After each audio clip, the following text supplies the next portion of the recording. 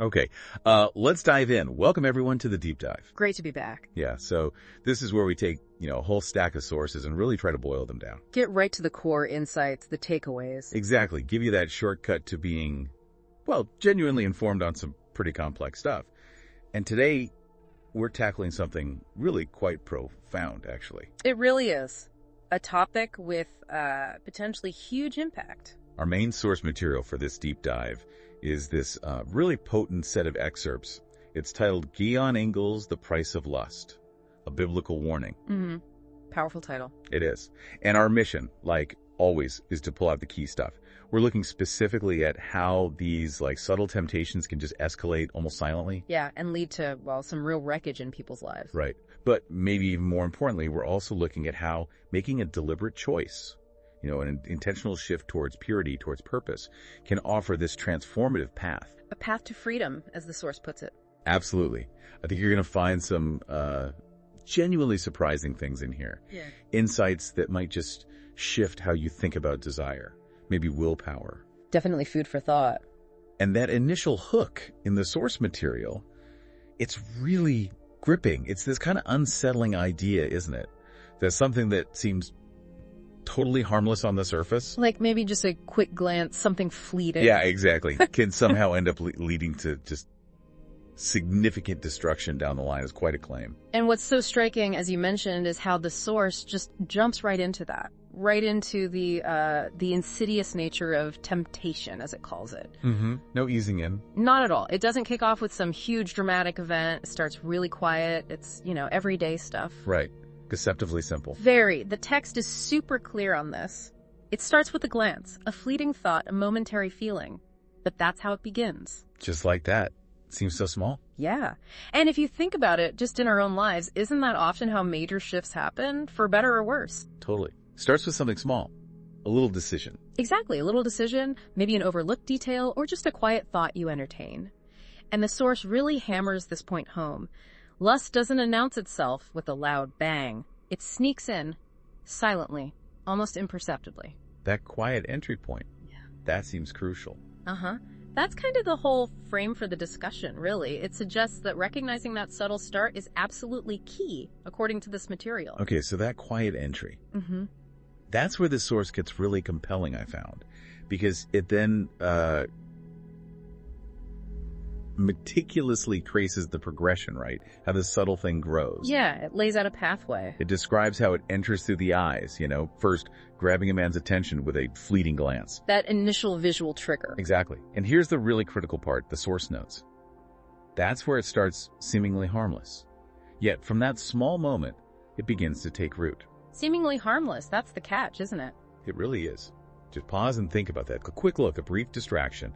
And according to this text, that's all it takes for something to start growing inside. Like planting a seed without even realizing it? Yeah, like a tiny seed in fertile ground. And the source then paints this really vivid, almost unsettling picture of what it calls an internal takeover. Mm-hmm. It's not just an action, it's deeper. Right. It explains that once it finds a crack in his defenses, it begins to twist and turn his thoughts. So it messes with your thinking first. Apparently so. And before he realizes it, it has taken control of his heart, his desires, and even his very identity. Wow. His identity, that's huge. It is. It's suggesting a fundamental internal transformation, not just, bad behavior. It's taking over the control room, basically. That's a good way to put it. And the source draws this stark parallel. It reminds us that just as anger leads to destruction, and it points to Matthew 5.22 about anger's escalation. Right, how quickly that can spiral. Lust enters subtly and grows in power. It's this idea of insidious growth from a tiny beginning. And you look around, unfortunately, you can see the fallout of that kind of unchecked progression in lives, in families. Oh, absolutely. The wreckage is visible if you look. It seems to touch so many areas. Yeah, futures derailed, potential lost. It's a sobering picture the source paints with this progression. It really is. And if we kind of connect this to a bigger picture, thinking about human nature, what's revealed here isn't just about one specific vice, is it? No, it feels broader than that. It speaks to the universality of our internal struggles, I think. The source, drawing from that biblical perspective, highlights this using Romans 7.21. What does that say? It says, "So I find it to be a law that when I want to do right, evil lies close at hand. Huh. So this internal conflict is just always there. That seems to be the underlying message the source emphasizes. The battle against these kinds of forces is inherently internal. It's a constant push and pull within us. Makes sense. And the ultimate aim of lust, as this text describes it, is basically to pull you into its grasp, distracting you from the good you were meant to do. So it's a distraction from purpose. Exactly. It's framed as this fundamental conflict for your attention, your energy, and, ultimately your purpose. Okay. And the source gives a particularly stark warning about lust itself. It asserts that it never truly satisfies. That's a major claim. Right. It doesn't actually deliver. Apparently not. It explicitly states, lust is never satisfied. It will never fill the longing of the heart. It only creates deeper emptiness. And it backs this up by referencing Proverbs 6. Deeper emptiness. So it's not just neutral, it actually makes things worse. That's the argument. It's presented not just as, say, a moral failing, but as a fundamentally hollow pursuit, like a mirage in the desert promising water. But delivering sand. Exactly. Delivering nothing but a profound void, according to the source. Which is a sharp contrast, isn't it, to genuine satisfaction that usually comes from deeper connections or living out your purpose. Yeah, definitely. So it promises fulfillment but creates emptiness. And building on that emptiness, the source really digs into how lust doesn't just weaken someone, specifically a man in this context, but how it actively blinds him. And it talks about this blindness in several really profound ways. It's like it distorts perception itself. Okay, how so? What kind of blindness? Well, first, it asserts that lust blinds him to the woman God created for him. Not just physically, but how he sees her. Ah, so it changes his perspective on relationships. Deeply. The source explains that lust distorts his vision and makes him see women not as sacred gifts to be cherished, respected, and loved, but as mere objects to be consumed for pleasure. That's pretty dehumanizing, reducing a person to an object. Exactly. Think about the implications of that distortion. Second, the source says it blinds him to his own potential. His future. Yeah. It blinds him to the incredible future he was meant to build. A future filled with purpose, meaning, and deep, authentic love. It's like taking a massive detour from a better life. So it limits his own horizons too. That's the idea. And third, maybe the most poignant one, it blinds him to the blessings he already has. Things right in front of him. Right. It blinds him to the blessings that were meant to shape his life, the blessings God placed right before him. The text makes this super vivid. It paints this picture where it's really important things like the house, the marriage, the family, the purpose. All of that stuff just fades to the background as lust becomes his only focus. Wow. Like tunnel vision sets in. Exactly. A kind of tunnel vision where everything truly valuable gets obscured by this one consuming desire. That concept of blindness, it really raises a huge question, doesn't it? About the quality of our internal vision, like how we actually perceive the world and ourselves. Yeah, what lens were you looking through? Precisely. And the source brings in that passage from Matthew 6, verses 22, 23. The one about the eye. Yeah, the eye is the lamp of the body. If your eyes are healthy, your whole body will be full of light. But if your eyes are unhealthy, your whole body will be full of darkness.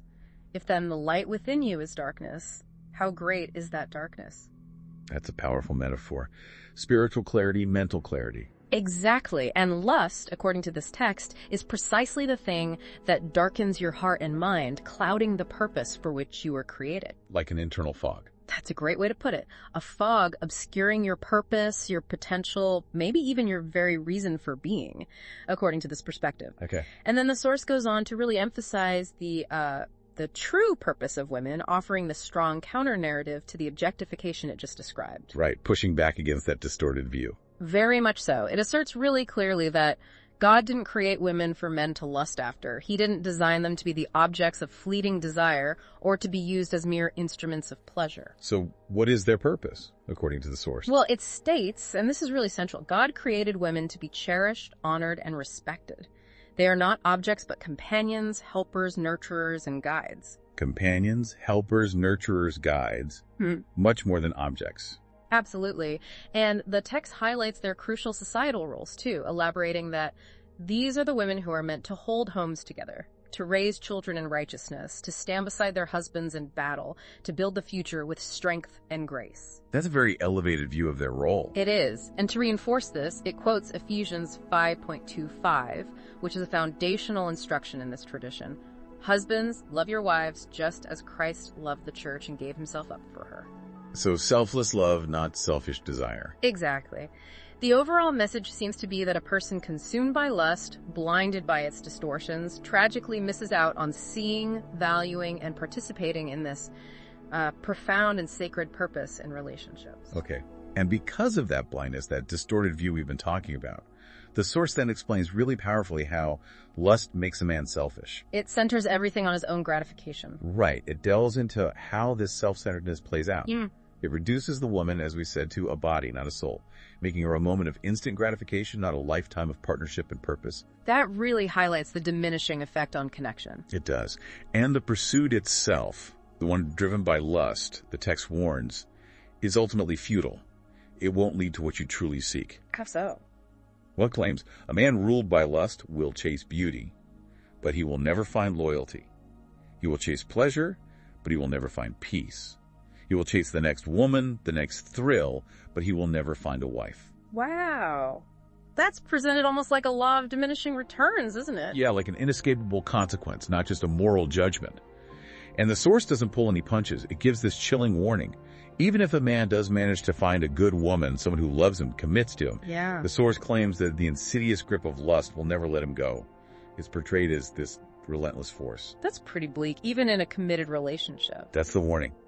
And it reinforces this with that passage from Proverbs 6, verses 25-26 again. Do not lust in your heart after her beauty, or let her captivate you with your eyes. For the prostitute reduces you to a loaf of bread, and the adulterous woman preys upon your very life. Reduces you to a loaf of bread. Preys upon your life. That's intense language. It really is. It's suggesting something beyond just, say, financial ruin. It implies this deep existential diminishment. A pursuit that, according to the source, fundamentally degrades and destroys you from the inside out rather than fulfilling you. And what's truly profound here, building on that destructive theme, is the source's assertion that this impact isn't just contained within the individual. Right, it ripples outwards. Exactly. It describes this powerful, almost inevitable cascading effect that goes far beyond the person struggling. The source states it unequivocally.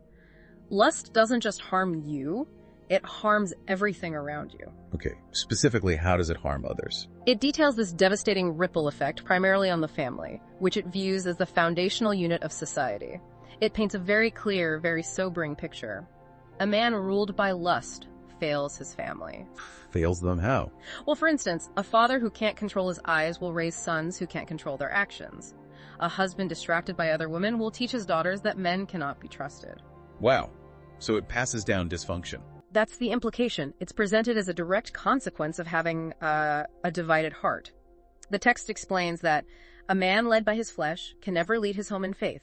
His heart is divided, and a divided heart cannot lead with clarity or integrity. Divided loyalties. Precisely. And this connects directly to that other biblical principle from Matthew 6.24. No one can serve two masters. Either you will hate the one and love the other, or you will be devoted to the one and despise the other. Can't serve both God and this desire, essentially. That's the core idea here. Lust, therefore, according to this perspective, fundamentally divides a man's loyalty, tearing him away from his true calling to love, protect, and serve his family in faith. It pulls him away from his responsibilities. And the source summarizes this devastation really powerfully. It breaks the hearts of those who love him. It weakens the woman who trusted him. It damages the children who depend on him. It sounds like a wrecking ball. Pretty much. Lust leaves a trail of devastation, and in the end, what does it leave behind? Shame, regret, emptiness. It really drives this point home using Proverbs 8.36. Which says, But the one who sins against me injures himself. All who hate me love death. It's reiterating that core message again and again. Lust doesn't bring fulfillment, it only brings destruction. It's a very consistent, if bleak, picture of the long-term outcomes. Okay, so after exploring all that, the insidious pathway, the blindness, the selfishness, the ripple effect of destruction, it's pretty sobering. It is. Definitely gives you pause. So the crucial question becomes, what now? What does this all mean for, practical action? How does the source suggest you actually stop this cycle? Right. Does it offer a way out? It does. It presents a clear, maybe challenging, but clear two-step process to reclaim your life, basically. Okay, what's the first step? The first step is expressed with this powerful simplicity, but it's definitely not easy. Start it. Got off its fuel supply. Exactly. And the immediate practical action it prescribes, especially for our modern world, is incredibly direct. Stop scrolling. Ah, tackling the digital age head on. Totally. The text is pretty unsparing in its assessment of things like social media platforms. It calls them not just harmless content. It's a tool designed to pull you in, lock your eyes, chain your heart, and dull your soul. That's a strong indictment of those platforms. It is, not just a casual observation. And it highlights this modern problem we can all probably relate to. You don't even have to search for temptation anymore. It finds you, it bombards you, and you let it. It's pervasive, hard to avoid. Right. And it delves into the subtle deception involved. You convince yourself it's harmless, it's just a quick look, just a fleeting thought. But that's the deception. Because that quick look is the hook. Precisely. Because the moment you consume it, the source warns, your eyes are drawn in, your mind is captured, and your heart is chained. It brings in that ancient wisdom from Job, chapter 31, verse 1. What did Job say? He famously says, I made a covenant with my eyes not to look lustfully at a young woman. Basically a preemptive decision about where he would look. Wow. A conscious boundary. Yeah. So the advice from the source today is just as direct, uncompromising even. Cut it off. Meaning, when you encounter temptation online, hit the disinterested button. Block what doesn't build you up. Choose to feed your mind with things that are pure, that are edifying, that strengthen your spirit. So it requires some pretty radical personal discipline, especially online. It really seems to. In a world that's constantly fighting for your attention, yeah, it calls for decisive action. Okay, so step 1 is starve it, particularly by controlling your visual intake online. What's step 2? Step 2 is the flip side, and it's just as crucial. Feed your faith. Ah, so it's not just about stopping the bad, but starting the good. Exactly. What's fascinating here is the clear link the source draws between input and output for our inner world. It uses that powerful, almost proverbial analogy, garbage in, garbage out. Yeah, heard that one before. Makes sense. It's a stark reminder, isn't it?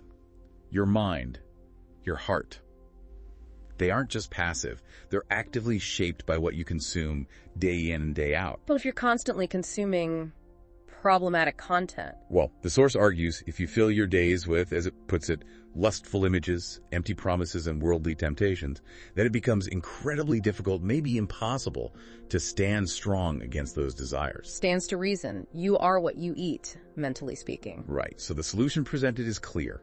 Feed your faith with Scripture, dive into the Word. For the source, this isn't just about, religious duty. It's about actively nourishing your mind with truth. Providing healthy input. Exactly. It quotes Philippians 4.8, which offers this amazing guide for our thoughts, like a mental filter. Finally, brethren, whatsoever things are true, whatsoever things are honest, whatsoever things are just, whatsoever things are pure, whatsoever things are lovely and of good report. If there be any virtue and if there be any praise, think on these things. That's quite a checklist for your thoughts. It is. A blueprint for healthy mental consumption. And beyond Scripture, the source heavily emphasizes the importance of your environment, the people around you. Who you hang out with matters. Big time. Spend time with people who encourage you to grow, to be better, to live with integrity. Surround yourself with truth and purity and let it shape your thoughts, actions, and desires. Makes sense. You absorb the atmosphere you're in. Yeah. And the source delivers what it calls a harsh truth, which is, when you don't fill your heart with God, the world will gladly fill it with sin. Oof. Nature abhors a vacuum kind of idea.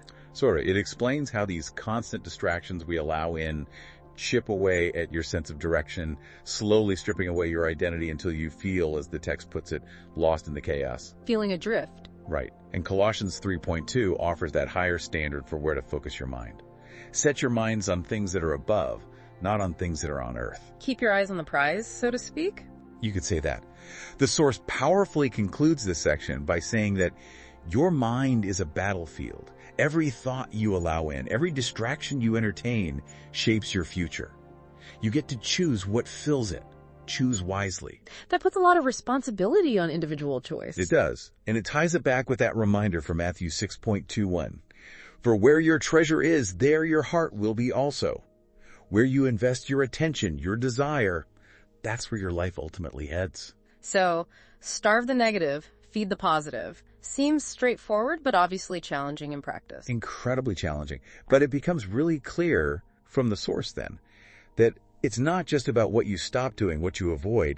It's equally, maybe even more profoundly, about what you actively start doing, what you pursue. Proactive steps. Exactly. The source connects these proactive steps to finding that deeper sense of fulfillment we talked about earlier. It states, the void you feel inside cannot be filled with temporary distractions.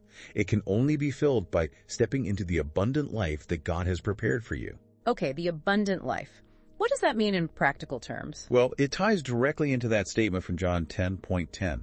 I came that they may have life and have it abundantly. The source presents this not as passive waiting, but as an active invitation to a richer, fuller existence. So it's something you step into, not something that just happens to you. Precisely. The text emphasizes that the future you desire won't come by sitting idly waiting for everything to change. It starts with action. Step into it now. It's a real call for intentionality, for getting off the sidelines. Purposeful movement forward. Yeah, forward momentum that actively chooses a different path than the destructive one we spent the first half discussing. Okay, so taking action. This really brings up an important question about, holistic well-being, doesn't it? What does it mean to be truly active and engaged in shaping your life beyond just, avoiding bad websites? Right. What does stepping into it look like day to day? Exactly. And the source actually goes into some pretty practical, tangible ways to do this. First, it talks about honoring your body, seeing it as a vessel for purpose. How so? Like basic health stuff. Yeah, but framed spiritually. Go to the gym, eat right, build your strength, your energy, and your discipline. It connects this directly to 1 Corinthians 10:31. So, whether you eat or drink or whatever you do all to the glory of God. So even physical health has a spiritual dimension here. Absolutely. It highlights this vital link from the source's perspective between your physical state and every other part of your life. It suggests physical discipline actually gives you the energy and discipline you need to tackle challenges and pursue your God-given purpose. Interesting connection. Body affects mind, affects spirit. That seems to be the idea. And beyond the physical, it strongly encourages honoring your growth, developing yourself personally and professionally. Like learning new things. Yeah. Build your skills. Develop new passions. Challenge yourself to become the best version of who God created you to be. This isn't just about self-help for its own sake.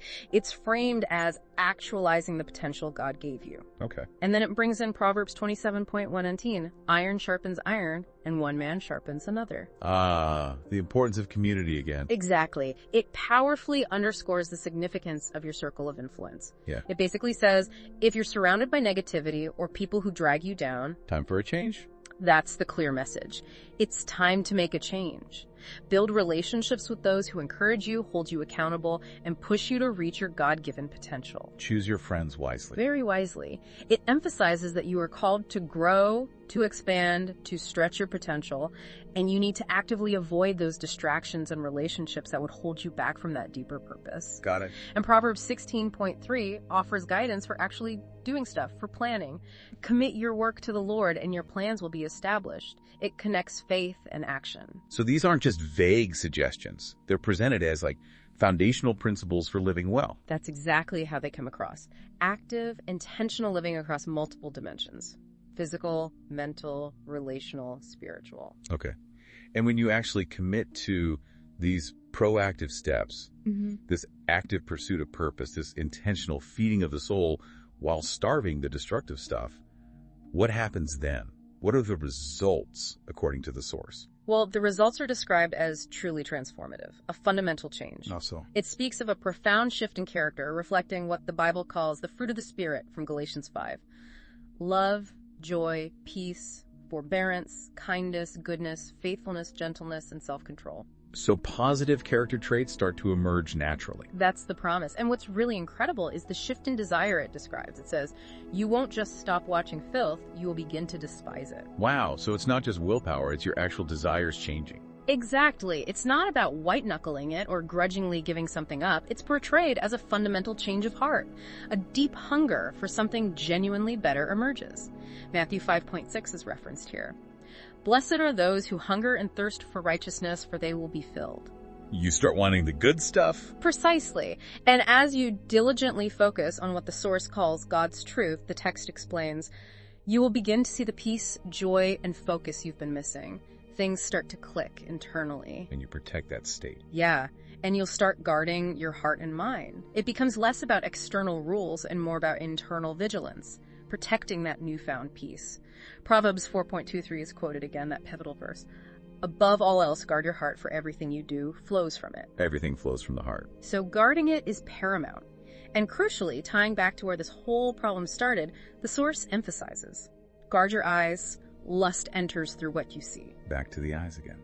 The entry point. Always back to the eyes. It reiterates that powerful imagery from Matthew 6. The eye is the lamp of the body. If your eyes are healthy, full of light. If unhealthy, full of darkness. So the battle really does begin with your vision. With what you allow yourself to see and dwell on. And the source makes this powerful, almost triumphant declaration. If you win the battle of your vision, you'll win the battle of your life. That's a huge claim. Win the eyes, win the life. It is. And it's reinforced by Psalm 119.37. Turn my eyes away from worthless things. Preserve my life according to your word. It's about a complete reorientation of focus, a conscious choice about where you look, both physically and mentally. It really frames overcoming this as an active, powerful process. Absolutely. What's particularly fascinating here is that proactive and empowering nature of overcoming that the source consistently advocates. It uses that vivid analogy we touched on. Lust is like a fire, and you've been fueling it for too long. Right. Feeding the flames. It's time to stop feeding it. Every time you resist the urge, you weaken its power over you. It's not about being a passive victim. It's about active resistance, a strategic countermove. Taking ground back. Exactly. Yeah. This aligns perfectly with Romans 12.21, which states, do not be overcome by evil, but overcome evil with good. Be proactive. Okay. And the message from the source becomes really clear and definitive at this point, almost like a rallying cry. It ends today. The shame, the guilt, the cycle that's been stealing your joy, your focus, your future. It sounds incredibly empowering. It is. It's affirming your inherent worth and purpose. You weren't made for this. You weren't created to waste your days scrolling through poison, craving what can never satisfy. God didn't breathe life into your lungs so you could live in chains. You were made for something greater, a higher calling. A divine purpose. It paints this really clear, compelling contrast between two paths. Destruction versus destiny. Well put. You are created to lead, to love, to fight, not for pleasure, but for purity. Not for lust, but for legacy. And every single act of resistance, no matter how small, is framed as a victory. Every choice matters. Every choice. Every time you choose purity over porn, every time you turn your eyes away from temptation, every time you say no to what the enemy sends to destroy you, you're not just surviving, you're winning. That reframes failure or struggle, doesn't it? Each no is a win. It does, and the source emphasizes what it sees as God's deepest desire for you, the listener. The world wants your attention. The enemy wants your soul. But God, He wants your heart. He wants you whole. He wants you free. He wants you to rise. That resonates with Galatians 5.1. Exactly. It is for freedom that Christ has set us free. But this freedom, the source insists, isn't passive. It comes to the one who fights. The one who takes action. The one who takes action. Freedom comes to the one who fights, who starves lust, who guards his eyes, who renews his mind, who takes his thoughts captive and makes them obedient to Christ. It requires active participation. And it offers reassurance too, right? About God's view. A powerful reassurance. It states that God doesn't love a future version of you. He loves you right now, even in your struggle, even in your battle. No need to clean up first. Exactly. He's not waiting to condemn you. He's waiting to transform you. But He won't force His way in. You have to open the door. A choice is still yours. Always. It describes this internal awakening, this growing sense of holy discontent, like a quiet but firm whisper inside that just says, enough. Had enough of being stuck. Right. And then it issues this really radical call to action. It urges the listener to be decisive, almost relentless in this battle for self-mastery and freedom. What does that say? It says, it's time to rise up, to fight back. Take back your mind, your purpose, your soul. You've spent too long feeding the fire of lust. Now it's time to start it. It's very direct. Extremely. Cut it off. Burn the bridge. Block the temptation. Throw it out. Destroy the idols. Clean your feed. Delete the access points. Get radical. Get free. It's a forceful, almost unyielding demand for profound personal transformation. No half measures. Wow. Okay, so bringing all these threads together, weaving through the problem, the process, the promise, the core message from this really powerful source seems crystal clear. Yeah, what's the bottom line? It's this. Don't just empty your life of lust. That's maybe step one. But profoundly, intentionally, you need to fill it with what the Source describes as divine purpose. Fill the void with something better. Exactly. Fill your mind with truth. Fill your heart with Scripture. Fill your soul with purpose. Because as the Source hammers home again and again, what you feed will absolutely grow. And what you starve. And what you starve will inevitably die. It's a spiritual principle it lays out. And the ultimate promise, tying back to Matthew 5.8, is just, well, it's profound. Blessed are the pure in heart, for they shall see God. Seeing God, that's the ultimate goal presented here. Right. You want to see God. The Source's answer is, purify your heart. Guard your eyes. Take back your soul. It connects purity directly to spiritual vision. And the message to you, the listener, is clear. You were never meant to live in chains. You were, according to this source, born to walk in freedom. A freedom that has to be claimed. Exactly. And the journey to that freedom, it insists, starts now, not tomorrow, not next week, right here, right now, with one single pivotal decision. What's the decision? It's the decision to choose. To choose righteousness over ruin. To choose purpose over fleeting pleasure. To choose legacy over lust. Freedom over slavery. And ultimately, as the Source frames it, God over everything else that competes for your heart. That's a powerful set of choices. It is. And the Source declares with this real sense of certainty that the victory is yours for the taking. It's available. How does it begin? It begins the moment you choose to stop feeding the lies that have held you captive.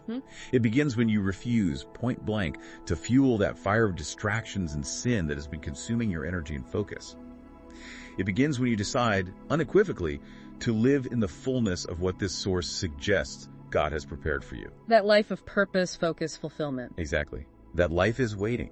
And this source truly empowers you with the understanding that you do have the inherent power, the agency to make this change. Yeah. It's not out of reach. So this entire deep dive, unpacking the source, particularly that final, really potent call to action, it definitely leaves you thinking, doesn't it? For sure. Lot to process. And it raises, I think, an important question for you, the listener, to consider long after you've finished listening to us. Okay, what's the final thought? Based on everything we've explored here, drawing from this source material, what is one specific, tangible, concrete step you can commit to taking today? Not tomorrow, not eventually, but today. One step. One step to begin to actively starve what needs to die in your life, those patterns, those inputs we talked about, and simultaneously, to begin to truly feed what needs to grow that purpose, that connection, that purity. Just one thing to start with. Just one thing. Think about the potential impact, the cascading effect of that single initial choice. Not just on your immediate sense of well-being or peace, but potentially on your entire future, your relationships, and maybe even, as the source suggests, your enduring legacy. Choose wisely then. Choose wisely. Step into the new life this source suggests God has waiting for you. Your future, in a very real sense, starts today.